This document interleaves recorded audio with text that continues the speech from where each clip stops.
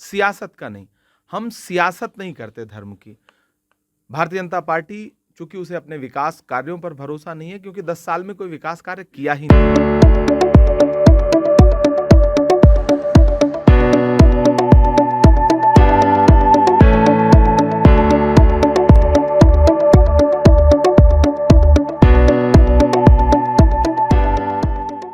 देखिए, हमारा संगठन काम कर रहा है, हमारे अध्यक्ष काम कर रहे हैं। जल्दी ही हम यहाँ पे लोकसभा चुनाव से पूर्व संगठनात्मक विस्तार करेंगे, नई कमेटी देंगे प्रदेश को, इसमें कोई दो राय नहीं। देखिए, कांग्रेस का स्टैंड आपने आधिकारिक तौर पर देखा ही है। कांग्रेस का हमेशा से मानना रहा है कि धर्म जो है वो आस्था का विषय है, राजनीति का नहीं, सियासत का नहीं। हम सियासत नहीं करते धर्म की। भारतीय जनता पार्टी चूंकि उसे अपने विकास कार्यों पर भरोसा नहीं है, क्योंकि 10 साल में कोई विकास कार्य किया ही नहीं है, इसलिए उन्हें धर्म की राजनीति करनी पड़ती है। इस देश के युवाओं की 20 करोड़ नौकरियां नरेंद्र मोदी जी के कंधे पर उधार है। महंगाई की मार से जनता त्रस्त है, नौकरी नहीं है, युवा परेशान है, बेरोजगार धरना प्रदर्शन कर रहे हैं। सरकार इवेंट मैनेजमेंट करके मीडिया के जरिए उनके गुस्से को डाइवर्ट करती है। जिस दिन मीडिया उनके गुस्से को डाइवर्ट करना बंद कर देगी, यही जनता, यही युवा, यही महिलाएं नरेंद्र मोदी जी की सरकार को उखाड़ फेंकेंगे। इमरान, आप कवि हृदय भी है और ख्वाजा की नगरी में भी है, तो कुछ सुनाएंगे? देखिए, मैं हाँ, जाहिर सी बात है, शायर हूँ। मेरा एक शेर है कि चाक है जिगर फिर भी आए हैं रफू करके, जाएंगे हकीकत से तुमको रूबरू करके, प्यार की बड़ी इससे और मिसाल क्या होगी, हम नमाज पढ़ते हैं गंगा में वज़ू करके। ये ख्वाजा गरीब नवाज का शहर है और यहाँ से अमन और मोहब्बत, भाईचारे का पैगाम पूरे देश में जाता है। तो हम आज भी उनकी बारगाह में खड़े होकर के ये दुआ करेंगे कि मुल्क में भाईचारा फैले। जो नफरत फैलाने की कोशिश की जा रही है, समाज को बांटने की कोशिश की जा रही है, वो नफरत कम हो सके, सरकारी साजिशें अपने अंजाम तक। देखिए, माननीय पार्टी अध्यक्ष द्वारा एक पारंपरिक चादर हर वर्ष आती है, उस परंपरा का निर्वहन करने के लिए मैं आज ख्वाजा की नगरी में उनके उर्स मुबारक पर पारंपरिक चादर लेकर के आया हूँ, इस दुआ के साथ कि मुल्क में अमन, शांति, मोहब्बत, भाईचारा बरकरार रहे और बढ़े और नफ़रतें कम हों। इस दरबार में आकर के यही दुआ सबसे प्रासंगिक है। देश आगे बढ़े, देश खुशहाल रहे, समाज में भाईचारा रहे, इस दुआ के साथ मैं यहाँ पे आया हुआ हूँ। अभी हम थोड़ी देर में चादर पेश करेंगे 3:30 बजे। और चूँकि भारत जोड़ो न्याय यात्रा चल रही है, मैं वहीं मणिपुर से वापस लौटा हूँ और फिर जा कर के नागालैंड में यात्रा को ज्वाइन करूँगा। राहुल गांधी जी अपने मिशन के साथ न्याय का हक मिलने तक, इस नारे के साथ मणिपुर से मुंबई तक 6,700 किलोमीटर की यात्रा पर निकले हैं। और मणिपुर को जिस तरह से प्यार की मरहम की ज़रूरत थी, जो 8 महीनों से चल रहा है, प्रधानमंत्री ने मणिपुर को लेकर के एक शब्द नहीं बोले थे।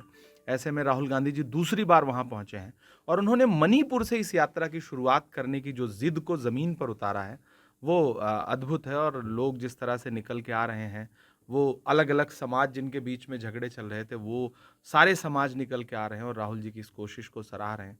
तो मुझे पूरा विश्वास है कि वो यात्रा देश को एक नई दिशा और दशा देगी। बेरोजगारों के लिए, युवाओं के लिए राहुल गांधी जी न्याय की मांग करने के लिए सड़क पर हैं और लीक से हट करके एक बड़ी कोशिश है, पहले भारत जोड़ो यात्रा, भारत जोड़ो न्याय यात्रा। तो ये परंपरा निभाह करके फिर मैं वापस लौट जाऊंगा। आपके सवाल आमंत्रित हैं, अगर सवाल हैं। आप मणिपुर से अजमेर तक आए, राहुल गांधी जी का कुछ संदेश लाए? देखिए, परंपरा यही है कि पार्टी अध्यक्ष ही संदेश देता है, जो परंपरा है उसे निभा रहे हैं। राहुल जी का संदेश है नफरत छोड़ो, भारत जोड़ो। और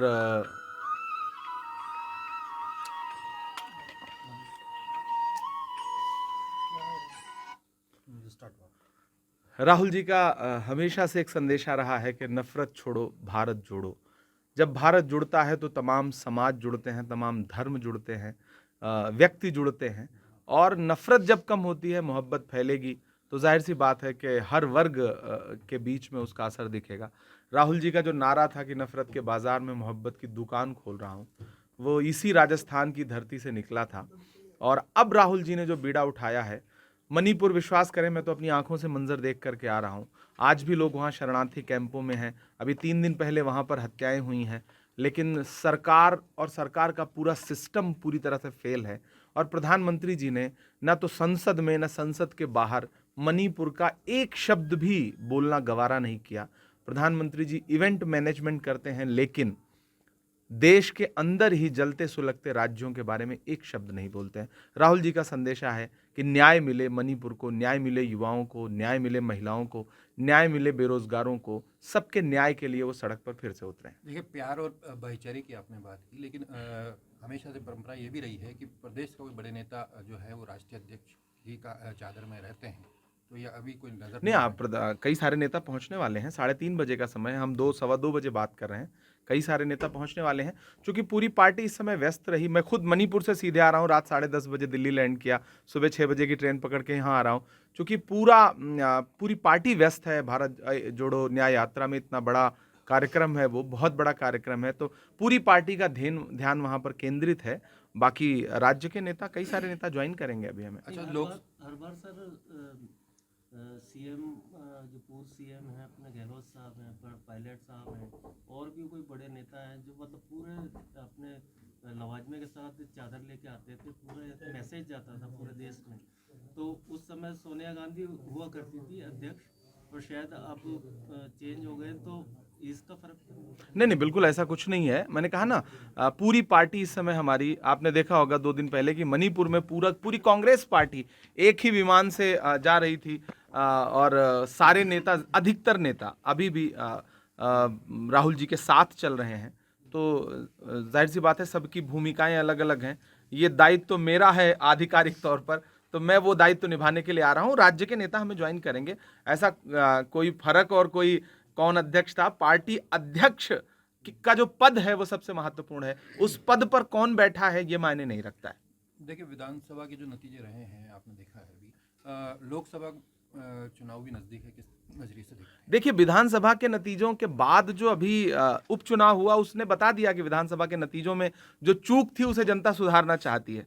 भारतीय जनता पार्टी को पता था कि उनका प्रत्याशी उपचुनाव में हारने जा रहा है, तो उन्होंने आखिरी दांव लगा करके उसे मंत्री बना दिया।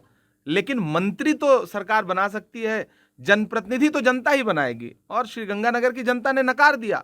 यही है भाजपा का असली रिपोर्ट कार्ड। भूल चूक रही जनता में, या फिर कहीं रणनीतिक चूक हमारी पार्टी से रही कि हम सरकार नहीं बना सके। लेकिन मेरा मानना है कि कांग्रेस पार्टी ने राजस्थान में बहुत अच्छा प्रदर्शन किया। ये प्रदर्शन और अच्छा हो सकता था, हम सरकार बना सकते थे। थोड़ी सी बूथ मैनेजमेंट या जिसे रणनीतिक चूक कह सकते हैं वो रही। लेकिन अभी भी जनता ने यह बता दिया उपचुनाव में कि पिछली सरकार की योजनाएं इतनी शानदार थीं कि उपचुनाव में मंत्री होने के बावजूद राजस्थान की जनता ने भारतीय जनता पार्टी के प्रत्याशी को हराया। तो इसका असर सीधे सीधे लोकसभा चुनाव पर पड़ेगा। मोदी की गारंटी की बात करते हैं, विकसित टीम लगा के लोगों को वापस रुझाने की कोशिश की जा रही है। देखिए, मोदी जी की गारंटी झूठी गारंटी है। 450 का सिलेंडर राजस्थान में देने का दावा करने वाले प्रधानमंत्री जी 450 का सिलेंडर असम में क्यों नहीं देते, उत्तर प्रदेश में क्यों नहीं देते, गुजरात में क्यों नहीं देते? तो मोदी जी की गारंटी एक छलावा से ज्यादा कुछ नहीं है, जुमले से ज्यादा कुछ भी नहीं है। जितनी भी उनकी गारंटियां हैं वो जुमला हैं, वो झूठ हैं। चिरंजीवी जैसी योजना बंद होने के कगार पर आ गई, जिससे आम जनता का कितना बड़ा भला था। पूरे देश में भाजपा की किसी भी सरकार में यह साहस नहीं है कि चिरंजीवी जैसी योजना अपने किसी भी प्रदेश में लागू कर सके।